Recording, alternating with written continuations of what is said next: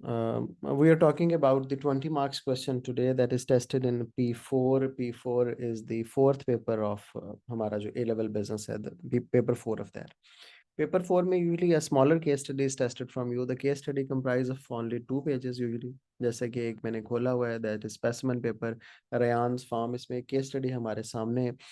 वहाँ पे कुछ इंपॉर्टेंट चीज़ें उस केस स्टडी में. सबसे पहले तो एग्जामिनर ने हमें बताया there is a time line for strategy. जितने भी पेपर आए हैं स्पेसिमेन पेपर के बाद जो 2023 में टेस्ट हुए हैं, उसमें एग्जामिनर ने ये टाइम लाइन स्ट्रेटजी की बताई है हमें लाजमी तौर पर. और फिर उसके ऊपर एक क्वेश्चन भी पूछा है, जैसे कि यहाँ पे भी आप देख सकते हैं. अगर हम क्वेश्चन नंबर 1 की बात करें तो evaluate RF strategy for growth between 2008 and 2019. ये उसके ऊपर उसने पूछा. और ये जो स्ट्रेटजी है इवेल्युएट की 2008 से 19, वो ये वाली स्ट्रेटजी है जो कि यहाँ पे ऑलरेडी हमें गिवन भी है. ठीक है, और इसके अलावा कुछ और चीज़ें. पहले हम बात कर लेते हैं कि 20 मार्क्स के क्वेश्चन की मार्क्स स्कीम क्या है, और फिर will come back to the solution of this question, और वो भी देखेंगे कि वो क्या है. अगर हम 20 मार्क्स के क्वेश्चन की बात करें तो यहाँ मैंने कुछ चीज़ें आप लोगों के लिए लिखी हैं. सबसे पहले तो ये कि 20 मार्क्स के क्वेश्चन में जो नॉलेज टेस्ट होता है, knowledge is of 3 marks only. अब इस 3 मार्क्स में हम क्या करेंगे, अभी हम इस पर बात करते हैं.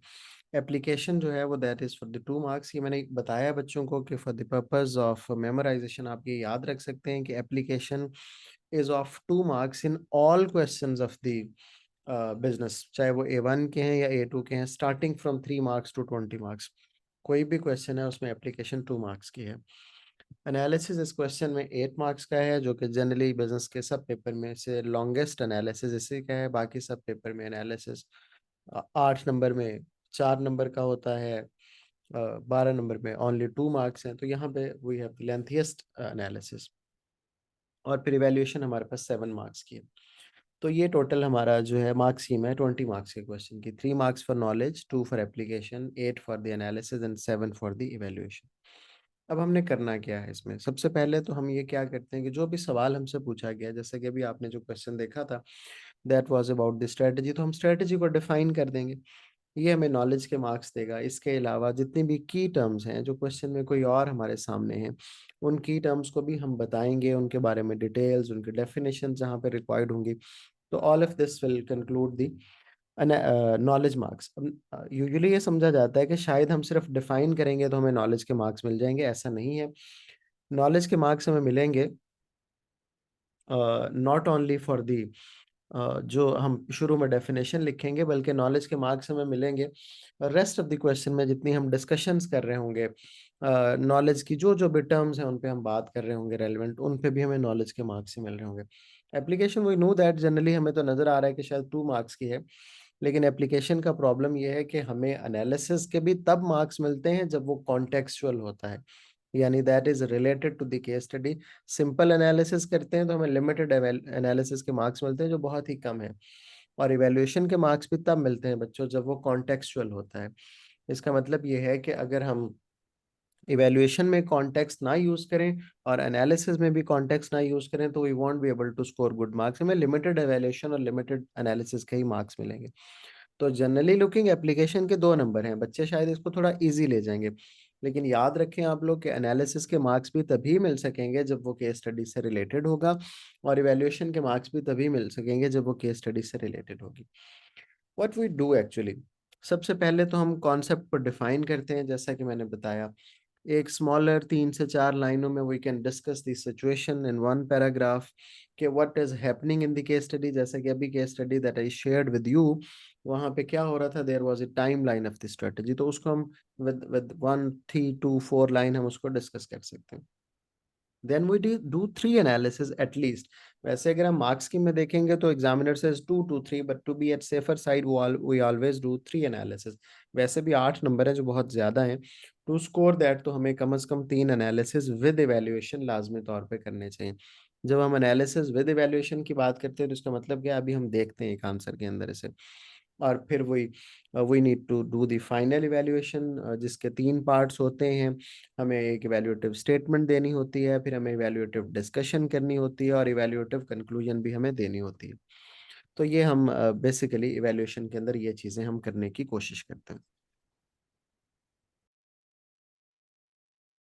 तो वी वर डिस्कसिंग कि हमारी जो केस स्टडी है उसमें देयर इज अपेंडिक्स और there is a detail given to us timeline for RF strategy. उसने हमें बताया 2008 में क्या हुआ था, several purchases of land to increase capacity.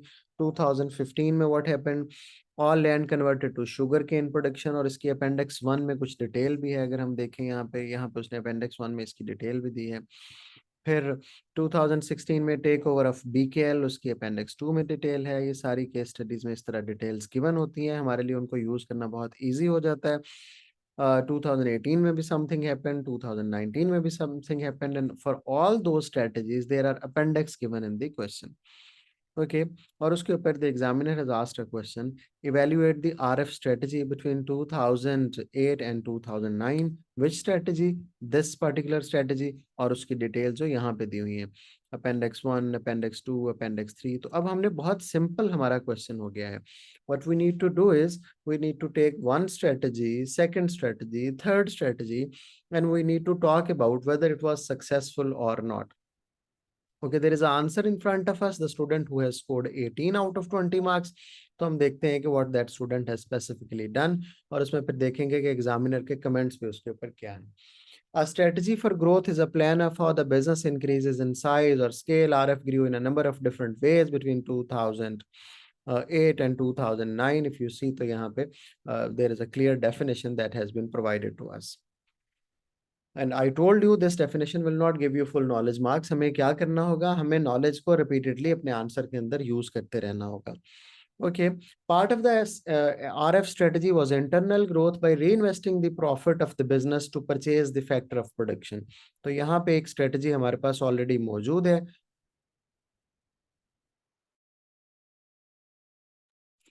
We have already strategy जिसमें वो क्या कर रहा है, वो परचेज कर रहा है डिफरेंट लैंड को, उसकी वजह से अपनी प्रोडक्शन बढ़ाना चाह रहा है। तो उस स्ट्रेटजी के ऊपर the first point has been developed, a clear point of view has been given, जिसको हम एनालिसिस कर सकेंगे। The student has written, for example, between 2008 and 2004, RF purchased land to expand the growth of the sugarcane। तो यहाँ पे हमने application की, एक पॉइंट डेवलप किया, उसके ऊपर एप्लीकेशन की। हमने लिखा growth of sugar canes, pineapples, mangoes, any profit made was reinvested. हमने डिटेल बताई उसकी, उस एप्लीकेशन की। Likewise RF purchased a new building in 2018। ये भी एप्लीकेशन है और उसकी डिटेल है। The benefit of internal growth, अब हमने बताया because this was internal growth. अब ये आइडेंटिफाई करना बच्चों कि this was an internal growth, this gives you the knowledge marks. ये है वो नॉलेज जिसके आप मार्क्स ले रहे होंगे। Student has identified the benefit of internal growth at that RF can produce more products at lower average cost। तो student has identified कि ये जो ग्रोथ वो सारी की सारी कर रहा था वो इंटरनल थी। Internal growth is a strategy. तो अब उसके एडवांटेजेस बता रहे हैं कि इंटरनल ग्रोथ करने से क्या होगा, आपकी एवरेज कॉस्ट कम हो जाएगी, आपको इकोनॉमीज ऑफ स्केल मिलना शुरू हो जाएंगी। This is likely to have increase the profitability, उससे प्रॉफिटेबिलिटी बढ़ेगी और लॉन्गर रन में बिजनेस बहुत ज्यादा प्रॉफिटेबल हो जाएगा। और up till until 2016 this also increased the John's wealth। और एक और एप्लीकेशन वो यहाँ पे लेके आया कि 2016 में जॉन्स की वेल्थ भी इंक्रीज हुई। he was sole owner and beyond 2016 it would have increased the value of the shares, dividends of the business। और फिर 2016 के बाद क्या कर सकता था वो, इंटरनल ग्रोथ बिजनेस के शेयर्स की वैल्यू बढ़ा सकता था और उसको इंक्रीज कर सकता था। यहां तक the student has done analysis, और इस एनालिसिस में ढेर सारी एप्लीकेशन है। अगर हम देखें कि उसने बताया कि स्ट्रेटजी कौन सी है, फिर उस स्ट्रेटजी को आइडेंटिफाई किया, उसके एडवांटेजेस लिखे, एक एडवांटेज लिखा, फिर एक और एडवांटेज लिखा। तो this is what we call analysis. When we say the term analysis, तो इसका मतलब होता है कि जितने भी उससे रिलेटेड जो बेनिफिट्स हैं, जो उससे रिलेटेड जो डिस्कशन है, वो सारी कंप्लीट हो जाए। तो ही discussed one strategy, the student discussed one strategy, फिर उसने उसके बेनिफिट्स बताए। उसके बाद फौरन उसने क्या किया, the student came to the evaluation. यहाँ से वो उसने स्टार्ट की। हाउएवर बिकॉज द प्रॉफिट्स, यहाँ से मैं पढ़ रहा हूँ, however because the profits were being reinvested, John and the shareholders may not have benefited। हमने फौरन एक काउंटर आर्गुमेंट दिया, this might have been especially bad for the shareholders as many of them have only purchased RF shares for dividend। तो आप तो internal growth किए जा रहे हैं, प्रॉफिट्स को री इन्वेस्ट किए जा रहे हैं। उसकी वजह से वो जो शॉर्ट टर्म शेयर होल्डर्स हैं उनके साथ क्या हो रहा है कि वो they might not be happy, क्योंकि उनके तो जो है उनको तो डिविडेंड्स नहीं मिलेंगे। This can particularly be seen in reduction of profit between 2015 when RF made 2 million and 2018 when RF made only 0.6 million. अगर आप देखें तो this is what we call application within the analysis, if you see application within the evaluation, if you see when the student is saying this can particularly seen in the reduction of profit into, this is the student has taken it from the case study when RF made 2 million and 2018 when RF made only 0.6 million, a reduction of 70%. However, as a private limited company, they could not sell their shares in the stock exchange, so it's unlikely to be affected the share price. तो यहाँ तक अगर आप देखें तो student has done a very good evaluation with the help of repeated application in that. When I say application, तो मैंने आपका मार्क्स तो दो हैं, लेकिन हमें मार्क्स नहीं मिलेंगे ना एनालिसिस के ना ही इवैल्यूएशन के, बिकॉज एनालिसिस भी कॉन्टेक्चुअल होना चाहिए और इवैल्यूएशन भी कॉन्टेक्चुअल होना चाहिए। And please remember one sentence that I repeatedly से, कि आपका हर सेंटेंस ही केस स्टडी से आना चाहिए। यानी every sentence just make it a habit कि सारे के सारे जो आप सेंटेंसेस लिखें वो सारे के सारे केस स्टडी से होना चाहिए। तो ये जो है this is one analysis, and on the basis of one analysis this is one evaluation that we have discussed. So what we do, we have discussed the one analysis and one evaluation. We do three analysis like this, as I told you earlier. For example, the student has started the next analysis. यहाँ से उसने जब शुरू किया और अगली statement देना शुरू कर दी उसने, RF also successfully used external growth. 2016 के बाद से जो उसकी ग्रोथ है जो यहाँ पे हमें नजर भी आ रही है कि he took over BKL, यहाँ पे हमने लिखा भी हुआ है, तो ये एक्सटर्नल ग्रोथ है। इसी तरह सेकंड एनालिसिस होगा, फिर उसकी इवैल्यूएशन होगी, there will be a third analysis for something else. ठीक है, मिसाल के तौर पे RF finance the take over using a bank loan, that was the third strategy. और फिर उसके बाद तीनों स्ट्रेटजीज को हमने क्या कर दिया, we have discuss the three strategies in detail with their evaluation, always remember with their evaluation. Then we concluded that, हमने कहा overall RF strategy led to significant growth. For example, the new building increased RF inventory capacity by 300%. Again, conclusion में भी सबसे पहले हमने क्या दिया, we came up with the application के सबसे पहले जब हम अपनी इवैल्यूएशन शुरू करते तो हमने इवैल्यूएशन में ये कहा कि ओवरऑल उसकी कैपेसिटी 300 जाहिर है, we have taken it from the case study. फिर we said likewise the purchase of BKL despite having HRM issues will have added to the significant amount of land. और उससे ये हुआ कि उसकी ये फायदा उसको हो गया, और BKL की परचेज में एप्लीकेशन है। One of the most important factor of production of the primary, okay, the internal growth seem to be less risky, और ये हमने बताया कि ओवरऑल उसकी स्ट्रेटजी कैसी रही और उसने क्या किया। Then we came with the counter arguments, हमने ये इवैल्यूएटिव स्टेटमेंट अपनी दे दी सबसे पहले कि ओवरऑल ये होता रहा उस बिजनेस के साथ, और उसको भी हमने केस स्टडी से रिलेट किया। Then we came with the final जो इवैल्यूएटिव डिस्कशन है, और हमने कहा overall however as an overall strategy including both internal and external growth, RF grew in size and scale but ended 2018 with lower profits for the year. तो फौरन हमने counter argument दिया, हमने कहा कि उसके प्रॉफिट्स तो कम हो गए थे, तो जितनी भी हमने स्ट्रेटजी की तारीफें की हैं वो अल्टीमेटली उनका तो रिजल्ट ये भी निकल रहा है।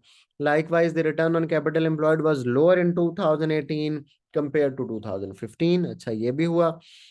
This suggests that although RFs increased its size and scale, the business was less successful because the growth strategy.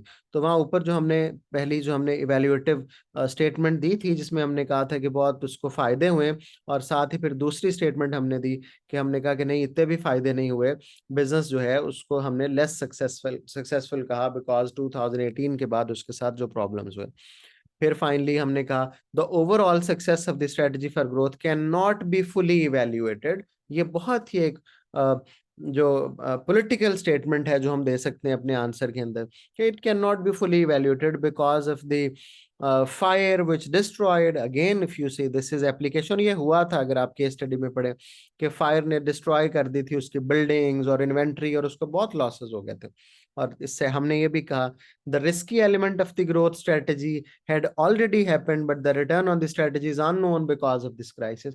हम कह रहे हैं कि उसको फायदे भी हुए और नुकसान भी, लेकिन मेजॉरिटी ऑफ द लॉस तो उसका because of some uncertain factor था, because of some natural disaster था, जिसको हम स्ट्रेटजी के साथ तो रिलेट ही नहीं कर सकते। It is likely that RF had continued to trade, it would have been able to make use। अच्छा हुआ ये था कि जब फायर हो गई थी तो उस बेचारे ने कुछ अरसे के लिए ट्रेड करनी बंद कर दी थी। तो हमने कहा ये इसका भी काउंटर दिया कि अगर वो उसको लॉस हुए थे तो वो फायर की वजह से हुए थे, अगर वो कंटिन्यू करता उनको तो शायद उसको फिर भी वो प्रॉफिटेबल रहता। However, this cannot be known and would have dependent on many external influences such as state of economy, social trends in food production, etc. etc. तो ये हमने फाइनल कंक्लूजन अपनी, जिसको हम इवेल्युएटिव कंक्लूजन कहते हैं, that is starting from this sentence however this can not be known वाला, यहाँ से तो ये हमने एक फाइनल फिर दे दी कि हम जनाब ये बहुत से फैक्टर्स पे डिपेंडेंट है, तो इतनी फाइनल कोई वैल्यूएशन देना इसकी पॉसिबल नहीं है। So this is the way we score these marks.